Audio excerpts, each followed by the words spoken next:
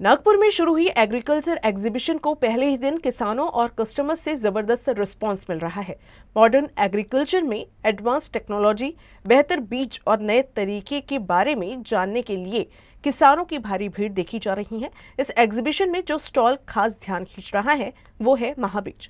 राज्य में अपने भरोसेमंद और क्वालिटी बीजों के लिए मशहूर महाबीज ने इस एग्जीबिशन में अपना जानकारी देने वाला और आकर्षक स्टॉल लगाया है। पहले दिन बड़ी संख्या में किसानों ने आकर खरीफ और रबी की फसलों के लिए उपलब्ध नए बेहतर बीजों की वैरायटी, प्रोडक्शन बढ़ाने की उपयोगी टेक्नोलॉजी और साथ ही बीमारी रोकने वाले बीजों के बारे में गाइडेंस लिया।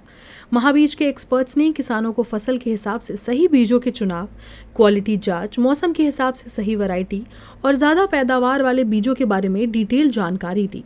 इसके साथ ही बुआई से पहले ज़रूरी तैयारी और बुआई के सही तरीके के बारे में भी गाइडेंस दिया गया।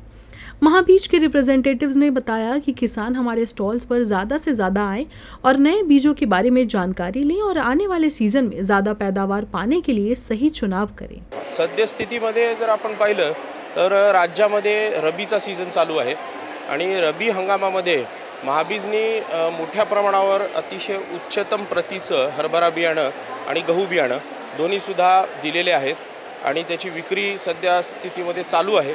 तर शेतकऱ्यांना एवढंच आवाहन करतो का शेतकऱ्यांनी महाबीजचं जे ओरिजिनल शुद्ध बियाणं आहे आणि ज्याला साथी जे आहे केंद्र सरकारचं त्याचा QR कोडसुद्धा लागलेलं बियाणं आहे त्याचाच जास्तीत जास्त वापर करावा, कारण की खरीप आपला चांगला गेलेला नाही आहे, तर त्याच्यामुळे रबी आपला चांगला जाणं हे अत्यंत महत्त्वाचं आहे। आणि बियाणं जर का चुकीचं वापरलं गेलं तर ती चूक सुधारायला पुन्हा शेतकऱ्याला चान्स नसतो।